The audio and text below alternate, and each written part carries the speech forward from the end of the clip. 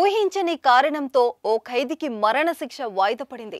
Injection చేసి ప్రాణాలు పోయేలా శిక్ష అమలు చేయాలని చూశారు కానీ నరం దొరక్క మరణశిక్ష వాయిదా వేశారు. ఆ వివరాలేంటో ఓసారి చూద్దాం. సుమన్ టీవీ కరీంనగర్ వారి ఆధ్వర్యంలో శివరాత్రి సందర్భంగా మహా శివోత్సవం ప్రెజెంటెడ్ బై ఆర్కే ఈవెంట్స్ మార్చి 8 సాయంత్రం 6 గంటల నుంచి కరీంనగర్ లోని ఎస్ఆర్ఆర్ కళాశాల గ్రౌండ్స్ లో.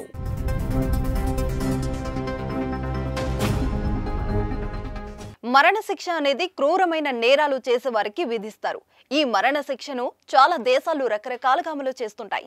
అందులో అమెరికా కొత్త తరహా మరణశిక్షలను అమలు చేస్తుంది. ఇటీవలే నైట్రోజన్ వాయువు వినియోగించి ఓ ఖైదీకి మరణశిక్ష అమలు చేసింది. తాజాగా మరో ఖైదీకి ఇంజెక్షన్ ఇచ్చి శిక్షను అమలు చేయాలని అక్కడి అధికారులు అనుకున్నారు.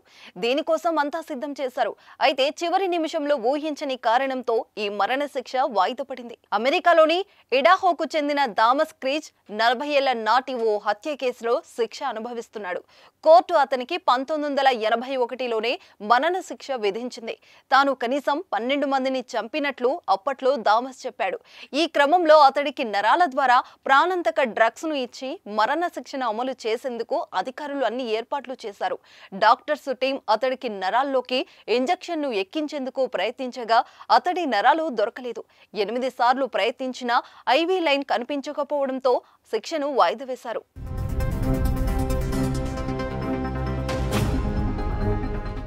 ఇలా నరం దొరకక మరణశిక్ష వాయిదా పడడం ఇది తొలిసారి కాదు. గతంలోనూ ఇలాంటి సంఘటనలు చోటు చేసుకున్నట్లు అధికారులు తెలిపారు. 2023లో యునైటెడ్ స్టేట్స్తో 24 మరణశిక్షలు జరిగాయి. అవన్నీ ప్రాణాంతక ఇంజెక్షన్ ద్వారా అమలు చేయబడ్డాయి. ఇక అమెరికాలోని పలు రాష్ట్రాలు మరణశిక్షను రద్దు చేశాయి. ఇలా నరం దొరకక మరణశిక్ష వాయిదా పడడం ఇదే తొలిసారి కాదు. గతంలోనూ ఇలాంటి సంఘటనలు చోటు చేసుకున్నట్లు అధికారులు తెలిపారు. 2023లో యునైటెడ్ స్టేట్స్ లో 24 మరణశిక్షలు జరిగాయి. అవన్నీ ప్రాణాంతక ఇంజెక్షన్ ద్వారా అమలు చేయబడ్డాయి. ఇక అమెరికాలోని పలు రాష్ట్రాలు మరణశిక్షను రద్దు చేశాయి.